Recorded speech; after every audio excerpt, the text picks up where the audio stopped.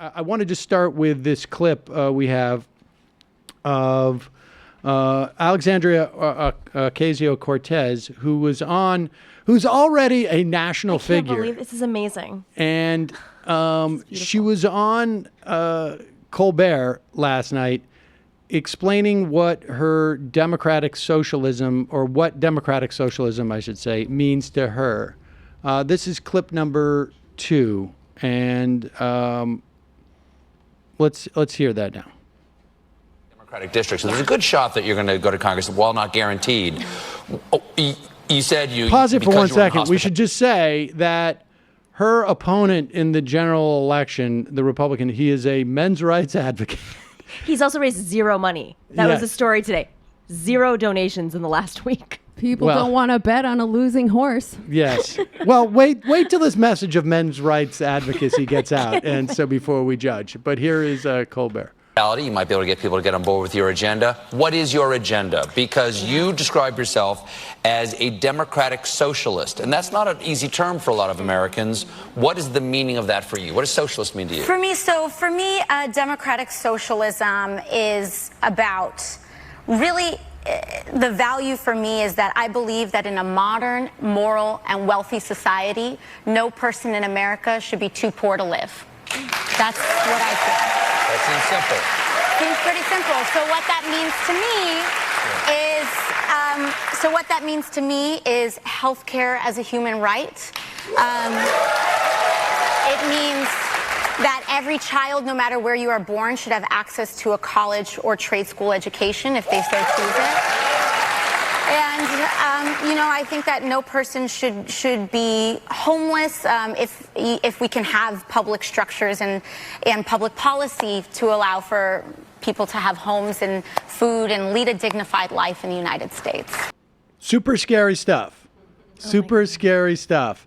And there she is on Colbert. And Jamie, you were saying that in the wake of her election, there was a huge surge in DSA membership. Yeah, I see this. This is a very definitely verified tweet from a Washington Post reporter. He said the Democratic Socialists of America report their biggest single-day jump in membership ever following Ocasio 2018's victory Tuesday, with over 1,000 people joining in 24 hours. And it was our biggest bump ever so far, bigger than the bump after Trump's election, as well as the bump after Disrupt J20, right around similar time, which was about 800 each. And we're now over 40,000 members. Wow, that's double, I feel like it was nationwide, in 2016. which is just fucking crazy and cool as hell. And, I've been an electoral skeptic in the past in terms of how these kinds of tactics are going to serve our long-term horizon of transitioning to a socialist society built around human needs and not profits. But one key goal, and I just reread the electoral strategy document, so I made sure I knew what I was talking about. Like, one really important task facing us right now is to build our base and make contact with more of the working class. And that is clearly happening based on our work with Ocasio-Cortez. And I hope it'll continue to happen. So got to give credit where credit's due. And Nomi, from your perspective, like where does this fit in terms of New York politics? I mean, how much? What are the implications for New York politics? Seem to me to be pretty big when you're looking at Cynthia Nixon, who's running against Cuomo. How much impact does it have in terms of New York? It was earth-shattering. I'll give you an example. Other than the fact that the Speaker, Corey Johnson, came out.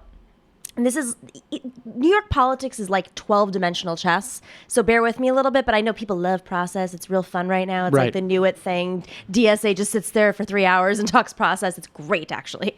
But that's where all the stuff is hidden, is in the process. So the new speaker of the city council got his position through Joe Crowley.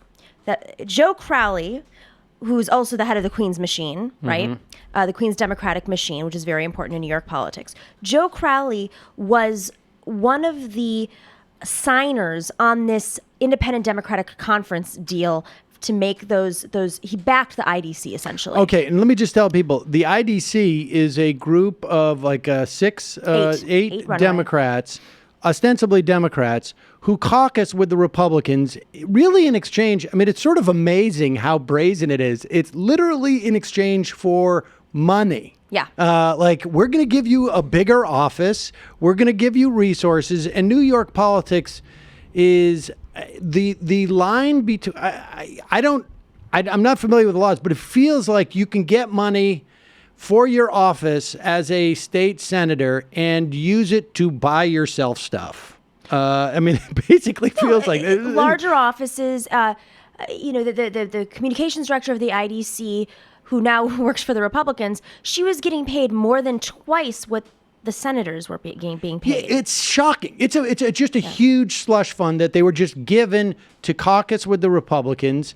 And Andrew Cuomo not only sort of gave his blessing, but almost like midwifed it. He invented the IDC. And he actually designed it. And this was a way for him to avoid having to ever sign legislation that two houses of Democrats in New York State, a fairly liberal state, would be sending him, because he didn't want to taint his future prospects as a president, ostensibly thinking that he was going to run in 1993, I guess. And not to mention, it's not just that he was doing this 90s era-esque Clintonian game, right? Triangulation. He also was using the fact that the Senate was holding up the Republican-led Senate, because these Democrats were caucusing with Republicans.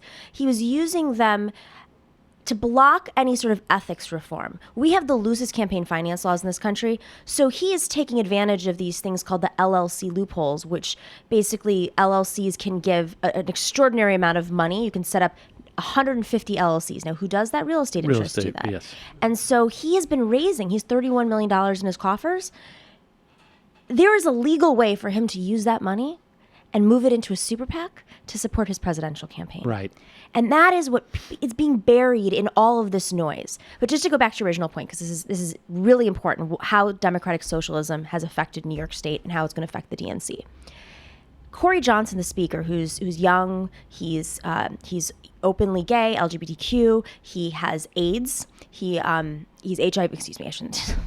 He's HIV positive. Okay. He's been very open about his experience and transformative. He went out and he backed the no IDC candidates, all the candidates running against the IDC members, going against Joe Crowley, who got him his position just a few months ago. Wow. Okay. So that happened just 2 days ago, right?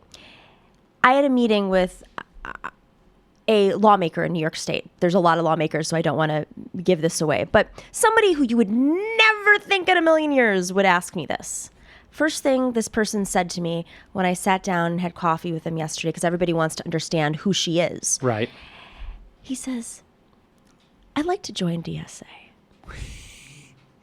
I said, what? They now see it as, oh my gosh, it's this imprimatur base. that is going to, right. They're going to organize for us, but the politics weren't that far off. It's just, it was such a foreign concept. And frankly, what Joe Crowley, he received all these endorsements from unions, and the unions have been a line of defense for these machine politicians, but they didn't deliver. And it's not that the union members didn't deliver. The union leadership is very different in New York State. It's complicated. It's very highly transactional. And so you'll see, and we saw this with Zephyr Teachout's run, and we see this with Cynthia Nixon's run against Cuomo.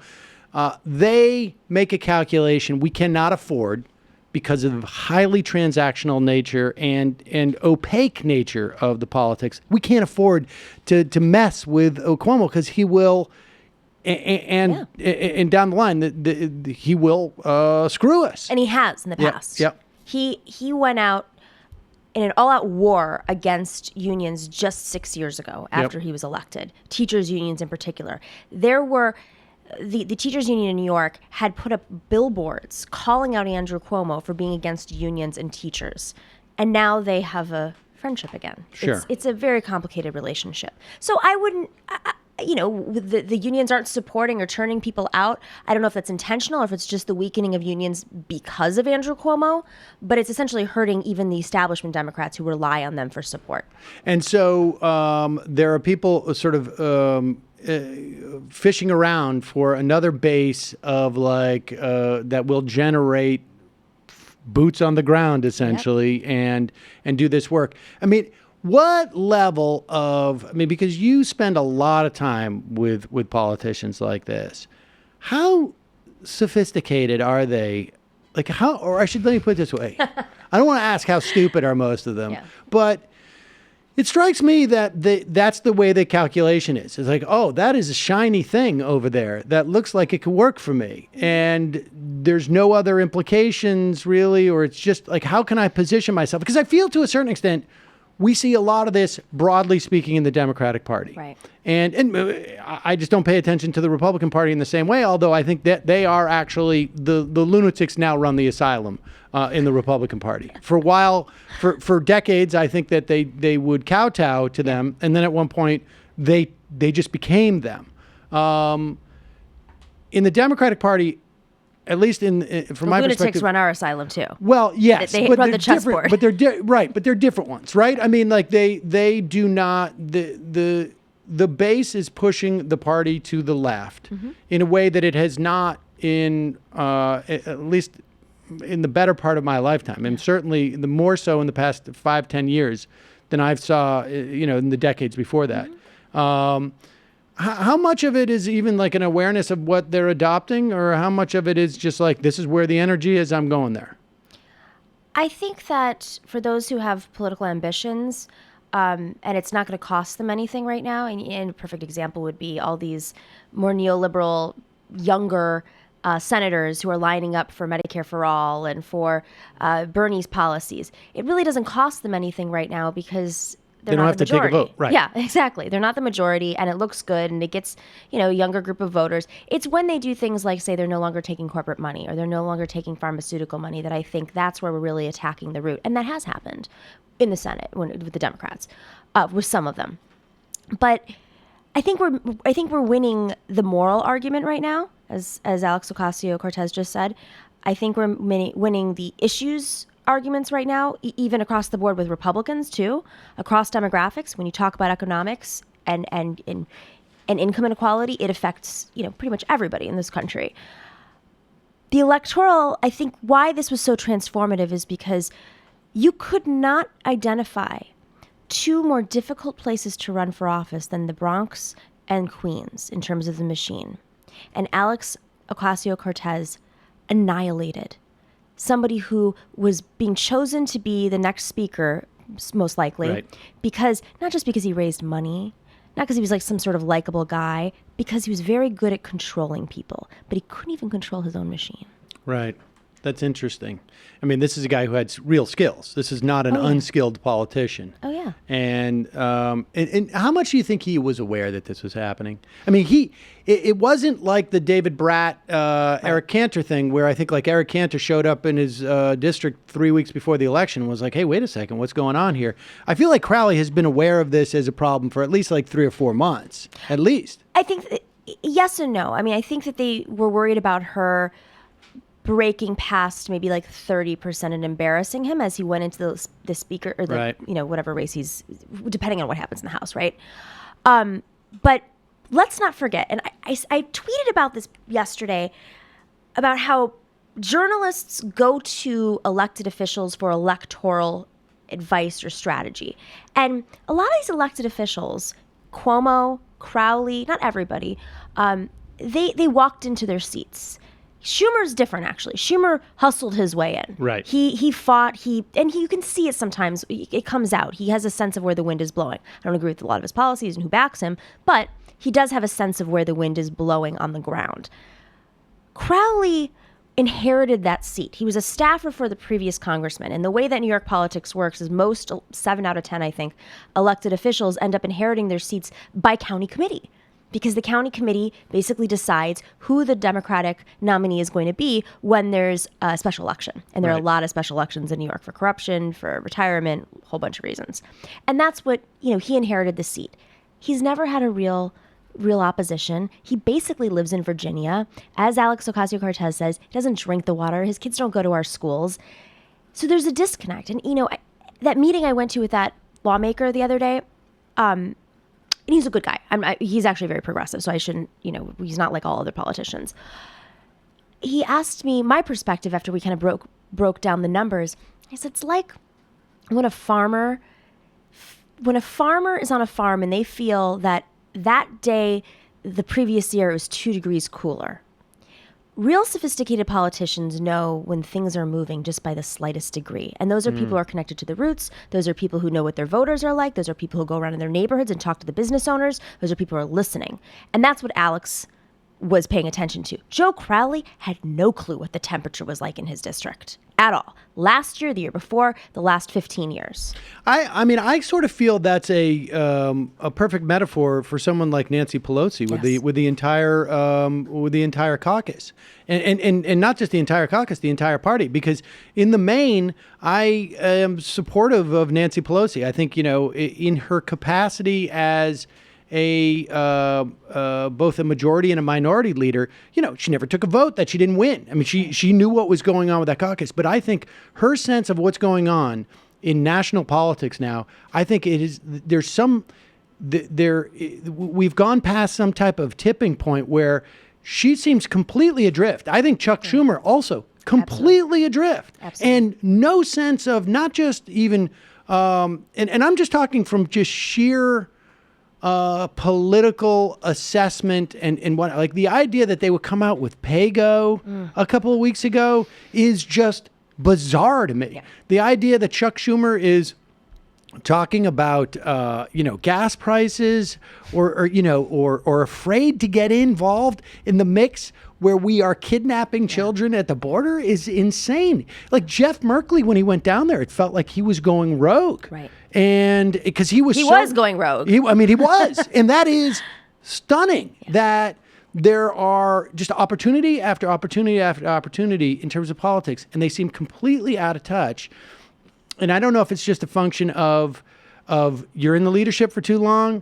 If you're in the leadership for too long and you're also like pushing your late 70s, early 80s with a lot of these folks, and add in the rate of change on the ground, all those things combined make it feel like they've been jettisoned into the ether and have no sense of what's going on. I mean, one of the things that I'm very encouraged about is, and Crowley, I think sort of ironically, was probably the most in touch of the leadership of the Democratic Party. Right. But he still was like part of that generation on some level. And that opening there creates an opening for people who are a little bit more, I just feel like sometimes you need to break that up. Like, and I think that's pretty positive.